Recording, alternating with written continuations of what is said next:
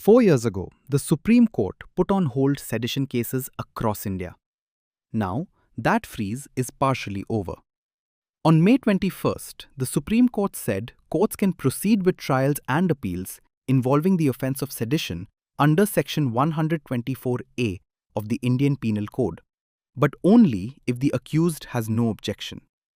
Why is this controversial? Let's break it down. The Supreme Court's clarification came while hearing a plea filed by a petitioner who has remained incarcerated for 17 years in a case involving sedition charges.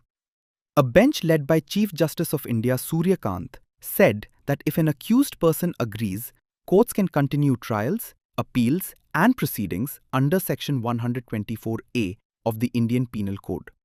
The bench observed, wherever the accused has no objection to the continuation of the trial, appeal, or any other proceeding in which he has been charge-sheeted under Section 124A IPC, there shall be no impediment for courts to decide such matters on merits and in accordance with law.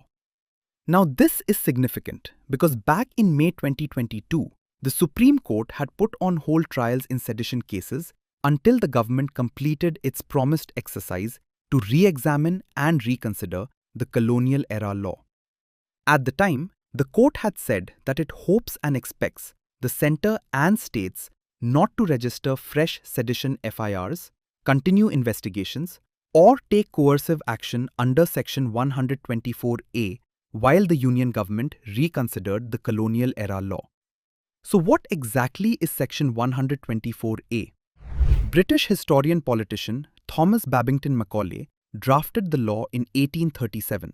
Sedition was defined as an act by whoever, by words, either spoken or written, or by signs, or by visible representation, or otherwise, brings or attempts to bring into hatred or contempt, or excites or attempts to excite disaffection towards the government established by law in India. The sedition law was introduced by the British in 1870.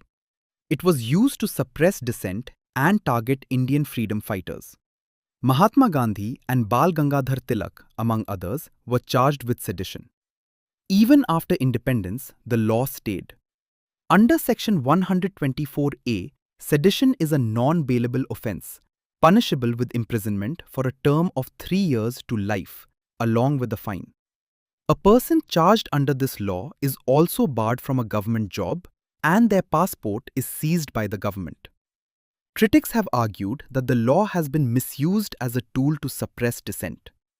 The Supreme Court's May 21st clarification effectively allows Section 124A proceedings to resume against accused persons who consent to it, even though the court and the Union government previously acknowledged that the law was not in tune with the current social milieu.